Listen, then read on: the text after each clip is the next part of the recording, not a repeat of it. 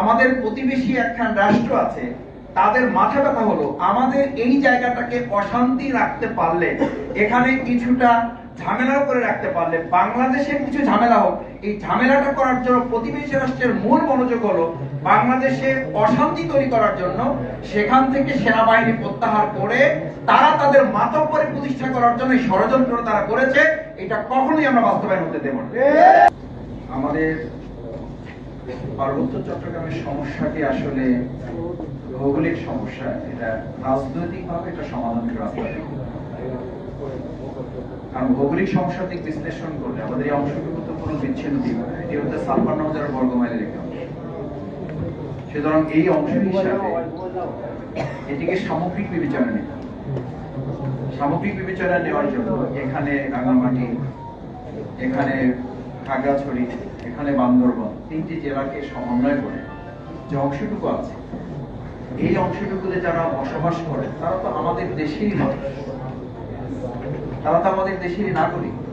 সুতরাং তারা আলাদা করে যখন কোনো বিষয় উত্থাপন করেন, তখন তো তারা বরং বাংলাদেশের থেকে নিজেদেরকে বিচ্ছিন্ন হিসেবে অংশগ্রহণ করে। এই ষড়যন্ত্রটা মূলত আমাদের বাইরের কিছু রাষ্ট্র তাদেরকে কাজে লাগিয়ে, তাদেরকে কখনো কখনো বিভ্রান্ত করে এই কাজে তাদেরকে ব্যবহার করে, এবং তারা কখনো বুঝে হোক না বুঝে হোক এই কাজে তারা আমি বাংলাদেশ জামাত ইসলামের পক্ষ থেকে আজকে এই বাংলাদেশি আয়োজনকে ধন্যবাদ জানাই প্রথমে, এবং শুরুতেই এ কথা বলতে চাই যে শেখ মুজিবুর রহমান প্রথমে একটা ভুল করেছিলেন, যে পাহাড়িদেরকে বাঙালি বানানোর একটা জোর প্রচেষ্টার অংশ করেছিলেন।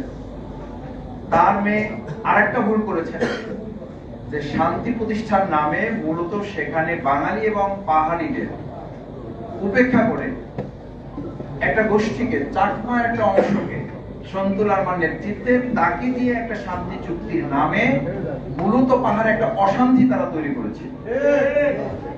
এই অশান্তির দাবানলি এখন চলছে।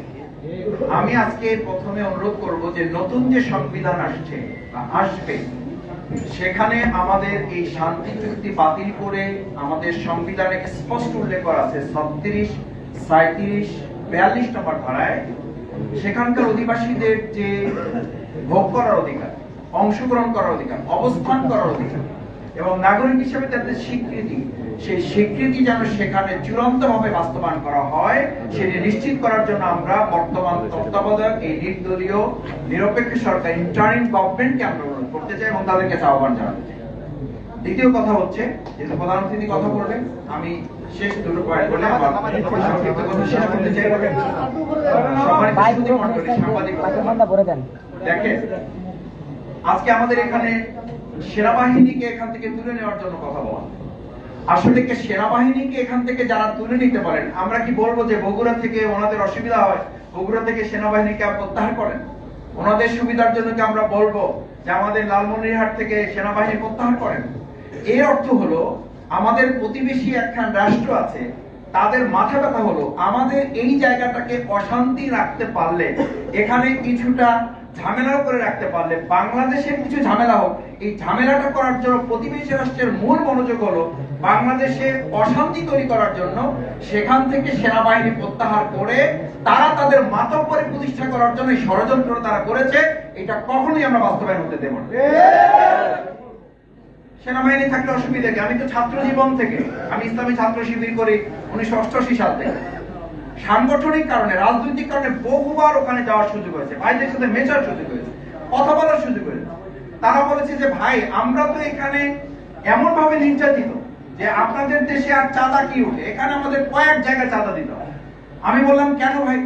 বলছে যে প্রশাসনের কাছে, আমাদের এখানে কর্তৃত্ব আছে তাদের কাছে, এখানে স্থানীয় নেতা আছে তাদের কাছে, এখানে আবার বাইরে থেকে কর্তৃত্ব করে তাদের একটা অংশ আছে তাদের কাছে। আমরা পরিষ্কার বলি, এখানে বাঙালি এবং পাহাড়ি উপজাতি যারা আছেন তাদের ভবিষ্যতে এমন নিরাপত্তার ব্যবস্থা আমাদের সংবিধান করবে যাতে বাংলাদেশের একজন ঢাকার নাগরিক যে সুবিধা ভোগ করে, আমাদের পাহাড়ি বাঙালি উপজাতিরা সমান সুবিধা ওখানে তারা ভোগ করে।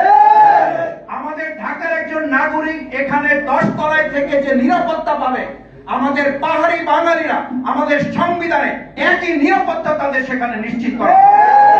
আমি সবশেষ অনুরোধ করি, বিচ্ছিন্ন যখনই কেউ হবেন, আমি যখনই বলবো আমি অমুক দলের হিসাবে কথা বলি, তখন আমার কথাটা সেটা দলের। যখন আমি বলি আমি বাংলাদেশী একজন নাগরিক হিসাবে কথা বলি, তখন আমি তো এই দেশের 18 কোটি মানুষের এবং 56,000 বর্গ মাইলের কথা বলি।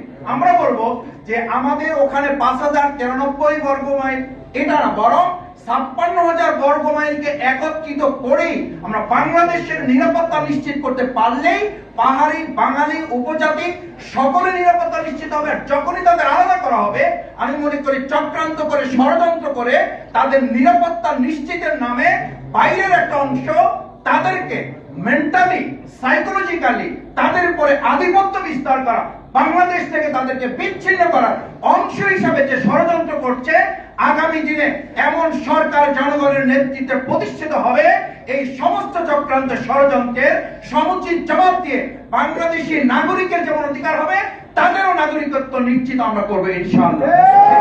ব্যক্ত করে সেই লক্ষ্যে আজকের আয়োজনে যে সমস্ত সংগঠনের নেতৃবৃন্দ এখানে আসছেন, আমরা আপনাদেরকে নিশ্চিত করছি ইসলাম হচ্ছে সেই ধর্ম, যে ধর্ম প্রত্যেক ব্যক্তি, গোষ্ঠী, দল, আউস, খাজরাজ, কুরাইশ প্রত্যেকের সমান অধিকার নিশ্চিত করার জন্য কাজ করেছে। আসুন আমরা আমাদের প্রিয় মাতৃভূমি বাংলাদেশের প্রত্যেকটি ইঞ্চি মাটির এক একজন নাগরিকের তার তার জায়গার সমান মর্যাদা দিয়ে এই বাংলাদেশকে আমরা গড়ে তুলব, সেই প্রত্যাশা ব্যক্ত করে আবারও সবাইকে ধন্যবাদ, কৃতজ্ঞতা জানিয়ে বাংলাদেশি প্রফেশনাল মেহেদী হাসান পলাশ ভাই এই বিষয়ে অনেক গুরুত্বপূর্ণ কাজ করছেন, তাকেও বিশেষভাবে কৃতজ্ঞতা এবং ধন্যবাদ জানিয়ে আমার কথা শেষ করছি। আল্লাহ হাফেজ। বাংলাদেশ জিন্দাবাদ, বাংলাদেশ জামাত ইসলামী জিন্দাবাদ, বাংলাদেশি প্রফেশনাল জিন্দাবাদ।